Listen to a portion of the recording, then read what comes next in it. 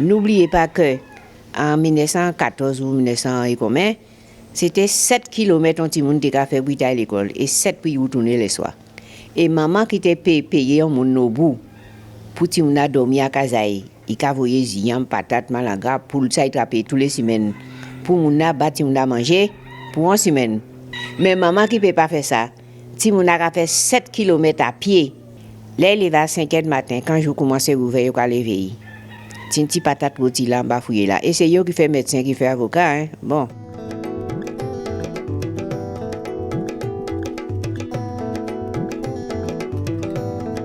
On a une bonne vision maintenant des domaines où on fait beaucoup de gaspillage, hein. On peut parler du domaine des transports, mais même du bâtiment également, où on a perdu la bonne habitude de construire bioclimatique pour empêcher à la chaleur de rentrer dans les bâtiments, par exemple, ou à la fraîcheur, quand on climatise, de ressortir trop vite. Mais c'est vrai aussi donc, de toutes les machines que nous utilisons au quotidien. En fait, on a eu tendance à utiliser, comme partout encore, hein, l'énergie un petit peu comme une drogue. C'est un shoot, c'est très agréable, ça facilite énormément la vie, mais comme toutes les drogues, il y a un effet gueule de bois derrière, et l'effet gueule de bois, il est double s'agissant des ressources fossiles, c'est à la fois leur disponibilité qui baisse, et en même temps leur usage qui provoque des émissions de gaz à effet de serre qui font le climat partir en dérive. Sur les 30 dernières années, c'est-à-dire qu'on sait qu'on est, nous, humanité, et la petite Guadeloupe dedans, on est hors d'équilibre, on utilise trop d'énergie, d'une façon générale, trop de fossiles en particulier, et malheureusement pour nous, les renouvelables,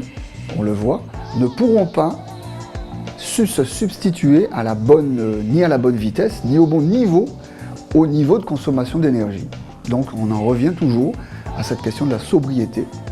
Et dans les 10 ans à venir, eh bien ça serait quand même pas mal qu'avant 2030, si on veut avoir une chance de garder le réchauffement en dessous de 1,5 degré par rapport à la moyenne pré-industrielle, ça serait bien qu'on divise au moins par 2 les consommations d'énergie en Guadeloupe. Ça veut dire revoir absolument l'ensemble de nos façons de vivre, mais pas forcément en partant d'une feuille blanche. On a une histoire qui est très riche. On a les Kalinago, on a les Nègres marrons, on a le Tansorin, il n'y a pas si longtemps que ça, qui peuvent nous donner des pistes de réorganisation de nos systèmes de production alimentaire, des nouvelles idées ou des nouveaux modes de déplacement, et puis également des nouveaux modes de construction aussi, pour arriver à faire mieux avec moins.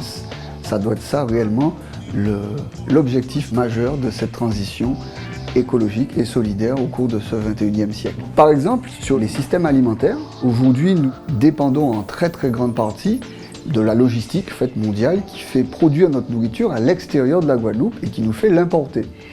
Et qui en plus nous fait conserver au froid pendant parfois des durées assez longues. Tout ça, ce sont énormément de consommation d'énergie.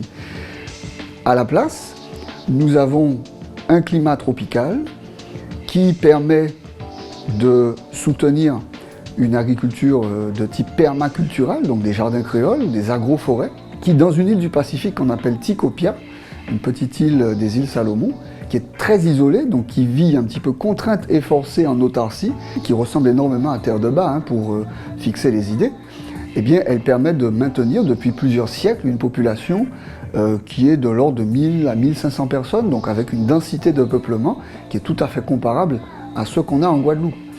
Donc c'est tout à fait possible, contrairement à ce qui se passe dans d'autres régions du monde et même de France, d'avoir une densité de peuplement très importante et qui utilise au mieux l'énergie solaire, la pluie qui tombe, pour produire à peu près les mêmes choses qu'on est habitué à manger, en tout cas que nos parents, nos grands-parents étaient habitués à manger.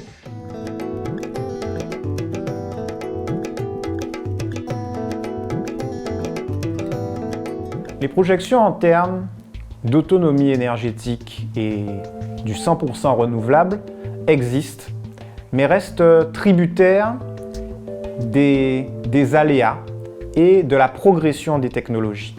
Le plan régional de l'énergie, le tout premier, celui qui remonte à 2018, positionnait l'autonomie énergétique du territoire comme atteignable à compter de l'année 2050. Entre-temps, la loi Transition énergétique pour la croissance verte d'août 2017 est venue renforcer cet objectif et cette loi invite les territoires ultramarins à atteindre l'autonomie énergétique à l'horizon 2030. Cela est particulièrement ambitieux. Néanmoins, cet objectif ambitieux a le mérite de nous amener à bousculer nos modes de travail et à accélérer les transitions en cours. Aujourd'hui, il nous reste à relever de nombreux défis. Les énergies solaires et éoliennes sont des énergies considérées comme intermittentes. Il s'agit justement de développer des outils pour permettre à cette énergie d'être la plus stable, la plus maîtrisable pour pouvoir l'utiliser en permanence. Nous avons des projets géothermiques à développer qui ont eux aussi un certain temps de développement. Nous pouvons encore faire mieux sur l'hydraulique pour pouvoir développer des projets qui seront en forêt pour pouvoir préserver notre patrimoine, notre biodiversité et cet environnement qui fait la richesse du territoire. La région Guadeloupe n'est pas un industriel, la région Guadeloupe n'est pas un producteur d'énergie. Il s'est agi au fil des années de poser un cadre stable, attractif, pour des investisseurs le plus vertueux possible. Nous avons donc sur le territoire, fort de notre cadre, de notre potentiel et aussi de la capacité des institutions locales de créer les conditions de développement, attirer les investisseurs nationaux sur les sujets des énergies renouvelables.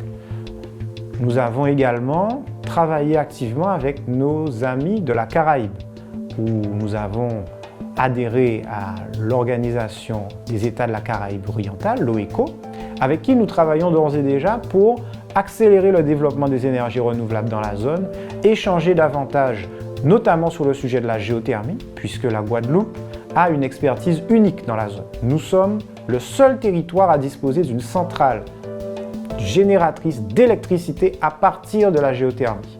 Cette expertise fait de nous un centre d'excellence. Nous allons continuer à y travailler. Nous avons aussi développé des partenariats nationaux avec l'Association française des professionnels de la géothermie. Nous sommes régulièrement appelés pour intervenir aux assises européennes de la transition énergétique. Nous travaillons aussi dans le cadre d'un réseau avec les régions ultrapériphériques d'Europe. L'objectif étant que chacun puisse se nourrir de l'expérience, parfois heureuse, parfois malheureuse, que chacun a eu à conduire pour en tirer le meilleur. Nous, clairement, en Guadeloupe, nous avons cette diversité d'énergie qui fait clairement envie à beaucoup de territoires. Nous souhaitons continuer de développer cette affaire.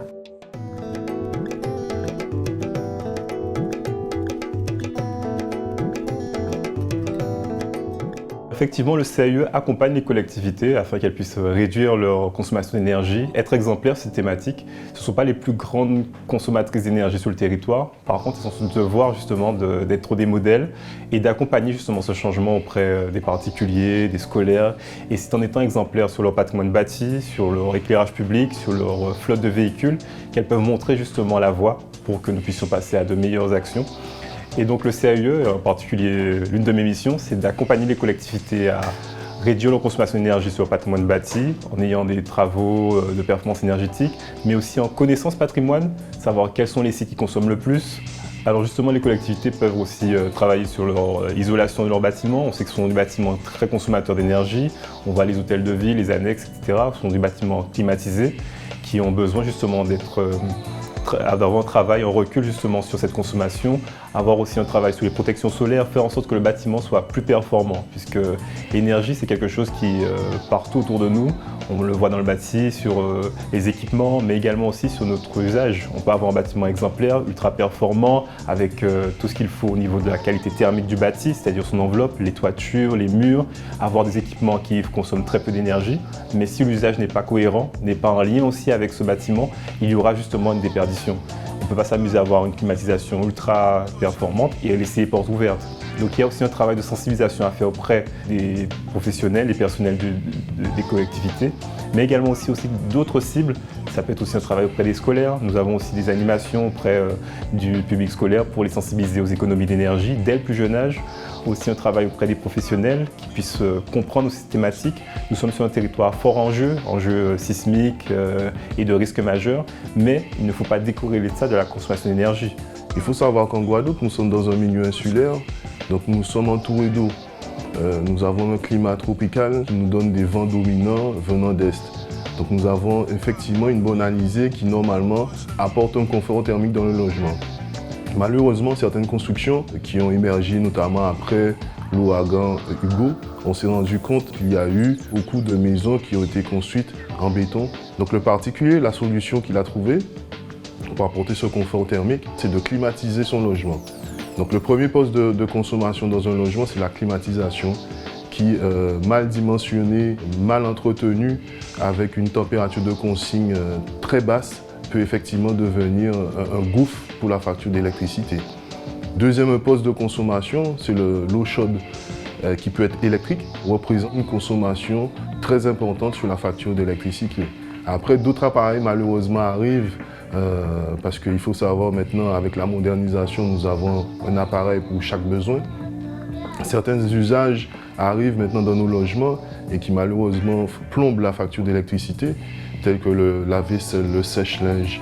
Nous avons l'apparition des spas, des piscines aussi qui commencent à effectivement jouer aussi sur la facture d'électricité.